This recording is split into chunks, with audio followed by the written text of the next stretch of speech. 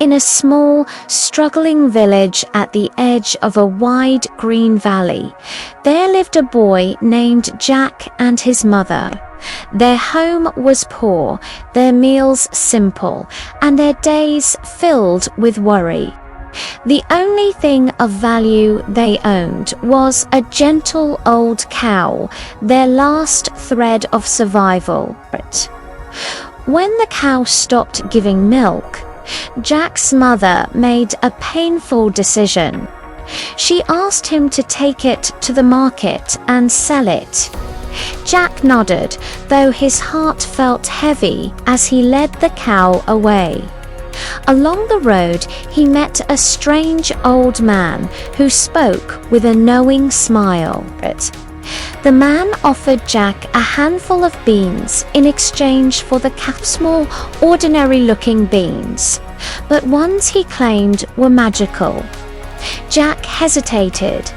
The offer seemed foolish, but something in the man's eyes felt certain, almost as if he knew something Jack did not. Trusting that strange feeling, Jack made the trade and returned home with the beans. His mother's anger was immediate. In her fear and desperation, she threw the beans out the window, calling them worthless. That night, Jack went to bed with regret weighing on him, unsure if he had made a terrible mistake. But by morning, everything had changed. From the earth where the beans had fallen, a massive beanstalk had grown. It grew so tall it disappeared into the clouds above. Its thick green vines twisted toward the sky, strong and impossible to ignore. Drawn by curiosity and something deeper he could not explain, Jack began to climb. Up and up he went, leaving behind the world he knew, rising into a place where the air felt thinner and the silence heavier. When he finally reached the top, he stepped into a land unlike anything he had ever seen. It was vast. The ground stretched wide and empty, the sky dim and distant.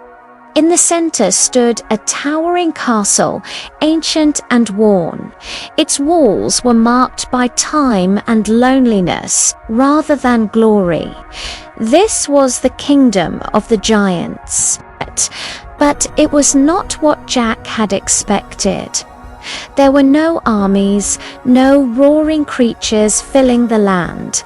Instead, there was quieter, strange, echoing quiet that made the world feel forgotten. The castle doors stood open, as if no one feared intrusion anymore. Jack stepped inside. The halls were enormous, built for beings far larger than any human. Tables stretched endlessly, chairs stood like towering pillars, and shadows clung to the corners like memories left behind. And then he heard it, a slow, heavy movement. From the far end of the hall emerged a giant knot, raging, not wild, but weary. His footsteps shook the ground, yet there was something in his presence that felt less like danger and more like sorrow. This was not a creature of chaos. This was a king. The giant sat heavily at the great table, his voice low as he spoke to himself, unaware of Jack's presence. He spoke of a time when the skies were filled with life, when giants and humans were not enemies, when the world above and below were connected. But those days were gone. Humans had feared the giants, calling them monsters, pushing them away. The bridge between their worlds had been broken, and the giants were left alone, their kingdom fading into silence. Jack listened, hidden in the shadows. Everything he had been told, stories of greedy giants, began to feel uncertain. This place did not feel like a threat. It felt like loss. Yet, among the giant's belongings, Jack saw something that reminded him of Homer Hen that laid golden eggs, a harp that played music.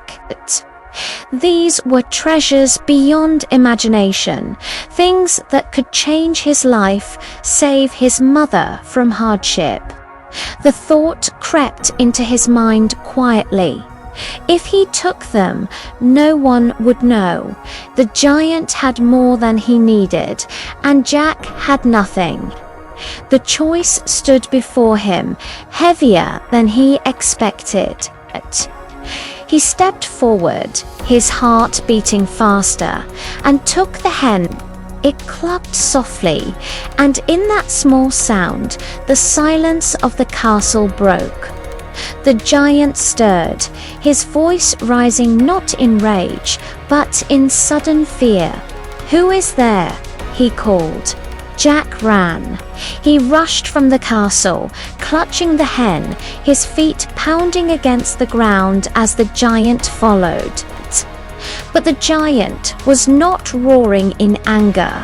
His voice carried something else. "Stop," he called. "That is not yours." Jack did not stop. He climbed down the beanstalk as fast as he could, his hands slipping, his breath shaking. Behind him, the giant began to descend, each movement slow but determined. When Jack reached the ground, he grabbed an axe and, without looking back, began to chop at the beanstalk. With each strike, the vine trembled. The giant's shadow loomed above him, closer and closer, and then, with one final blow, the beanstalk snapped. It crashed to the earth, and with it, the path between the two worlds was gone. Silence returned. Jack stood there, the golden hen in his hands, his chest rising and falling as the reality of what he had done settled around him. He had saved his home, but he had destroyed something else. In the days that followed, the hen brought wealth just as he had hoped. His mother no longer worried about food. Their home was no longer filled with fear. By all measures, Jack had succeeded, and yet something lingered. At night, he would look at the sky, wondering about the kingdom above the clouds. He remembered the giant's voice, not angry, but alone. He remembered the emptiness of that vast castle. The giant had been the last of something forgotten. Jack had closed the door on another world. As time passed, Jack grew older. He learned that what we call victory carries a hidden cost. The stories we believe are not always the full story.